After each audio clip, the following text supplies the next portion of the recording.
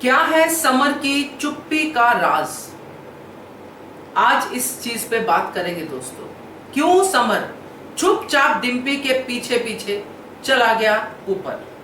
नमस्कार, स्वागत है आपका आपके अपने चैनल हंग्री स्पिरिट्स में। हंग्री स्पिरिट्स देख रहे सारे दर्शकों का मैं अंजू शर्मा दिल से स्वागत करती हूँ। जैसे अनुपमा हैरान हुई, हम भी हैरान हुए, सब लोग हैरान हुए, घर के अंदर घर के बाहर, कि कैसे डिम्पी ने समर को पकड़ा, चलो समर कहा, और समर चुपचाप एक बहुत अच्छे गाय की तरह वो पीछे पीछे चला गया। जैसे होता है ना कि एक ऐसा इंसान जिसका अपना कोई वजूद नहीं है, अपना कुछ कोई भी चीज नहीं है, जो अगला कह रहा है, जो उसको समझा रहा है, वही वो समझ रहा है, वही वो कर रहा है, और वो चुपचाप डिम्पी के पीछे पीछे उसके कदमों को देखता हुआ चला गया ऊपर, सीढ़ियां चढ़ गया।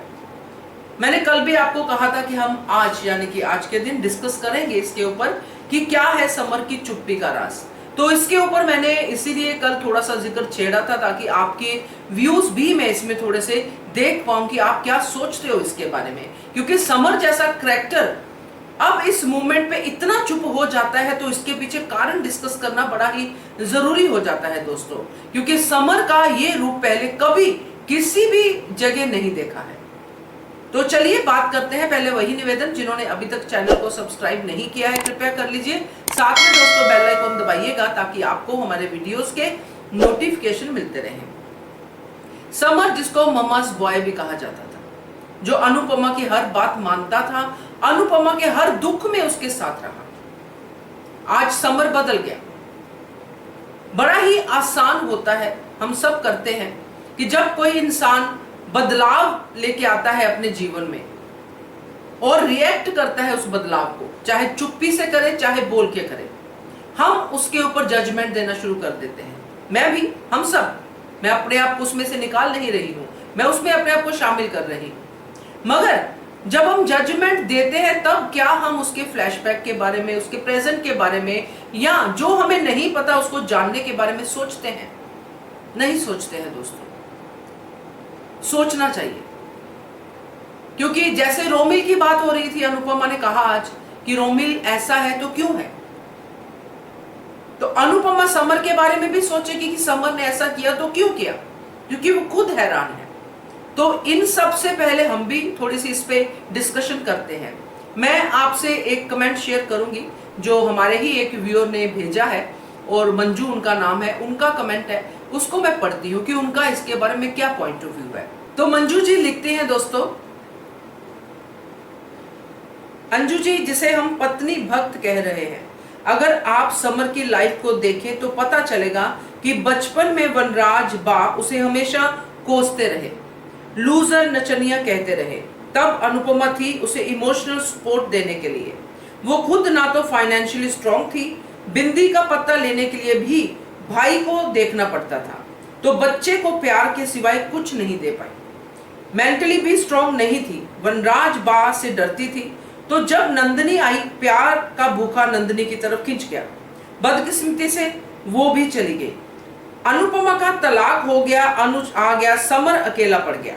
फिर डिम्पी आ गई, एज के कारण फीमेल अट्रैक्शन बढ़ गया, जो नेचुरल था। ऐसे बच्चे प्यार के भूखे होते हैं और जल्दी झुक जाते हैं। मैनी टाइम स्टेप मदर आने से भी ऐसा होता है। समर की गलती नहीं है, प्यार की भूख और हालात के कारण ऐसा हो गया। तो ये मंजू जी का कमेंट है, उन्होंने बहुत अच्छे से अपने व्यू को रखा है।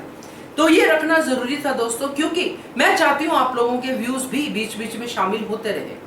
ये उनका था, उसमें से काफी हद तक मैं सहमत हूँ, क्योंकि जो भी समर के साथ बचपन में हुआ उसको बुली कहते हैं, और उसके अपने भाई और अपने पिता ने ही उसको बुली किया, नचनिया बोल के, जो भी है। आज वो अगर डिम्पी के इशारों पे नाच रहा है तो आज भी उसको वैसे ही बोल सकते हैं, मगर अभी उनको समझ आ गई है कि ये सब वैसा वाला सीन नहीं है। मगर जो बचपन में छाप दिल पे बैठती है वो जल्दी जल्दी निकलती नहीं है।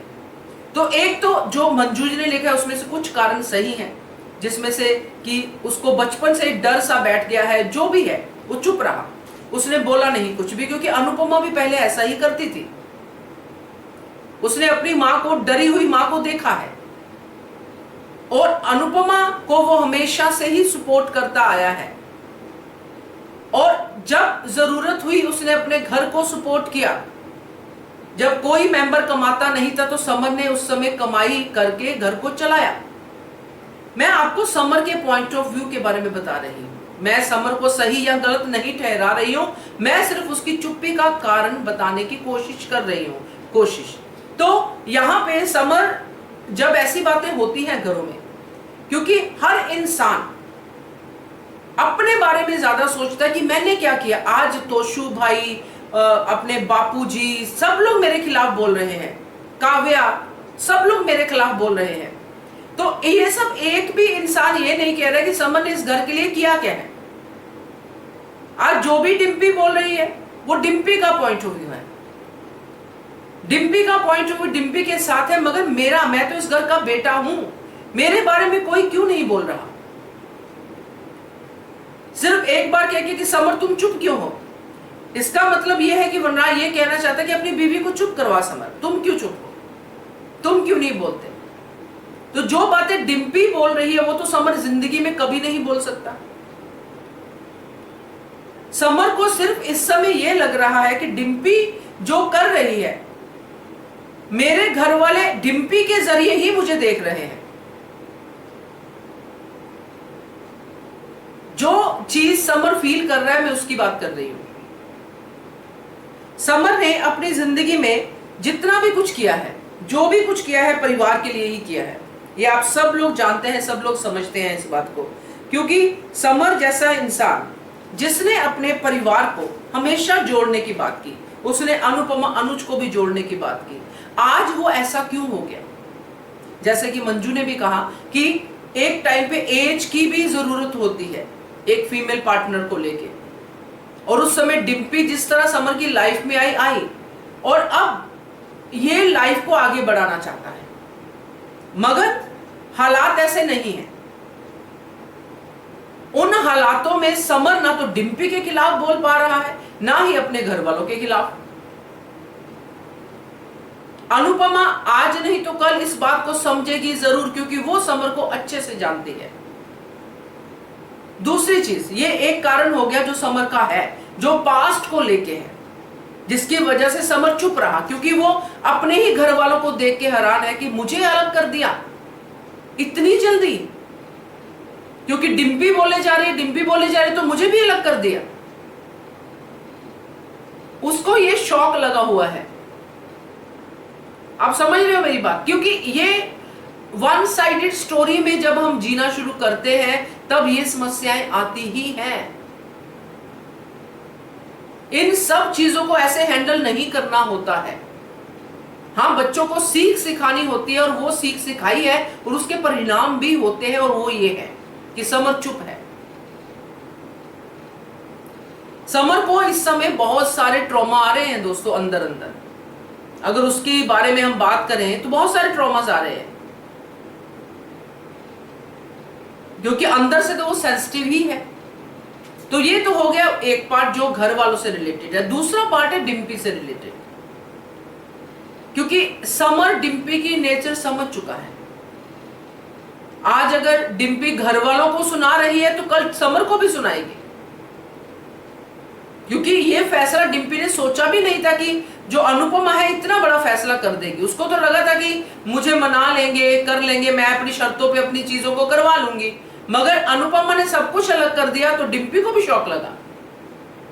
अब डिम्पी समर को और भड़काएगी जरूर, मगर समर तब भी चुप ही रहेगा। डिम्पी के सामने अपने घर वालों की बुराई नहीं करेगा अकेले में, जैसे पहले भी उसने नहीं किया। डिम्पी ने तोशु के खिलाफ बोला, उसने नहीं कोई बात मानी,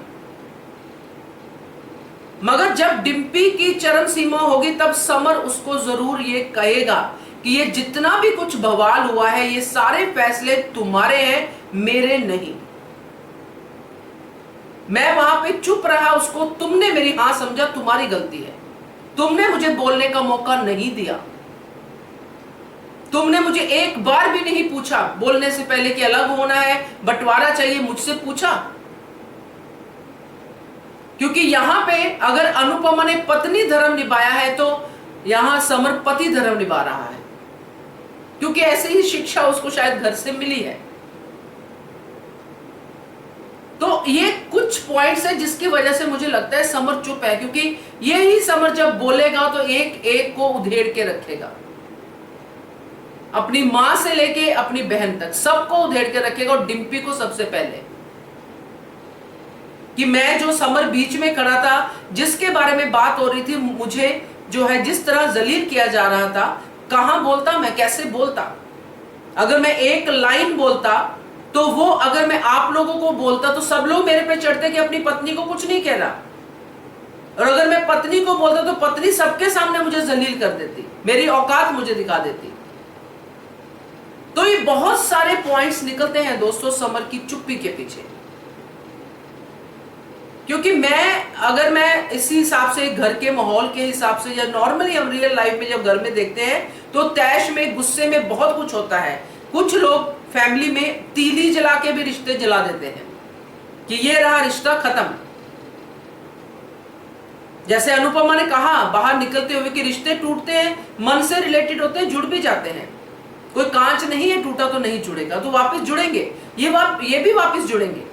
मगर आज जो समर चुप है उसके पीछे के कारण हमने इस वीडियो में डिस्कस किए हैं।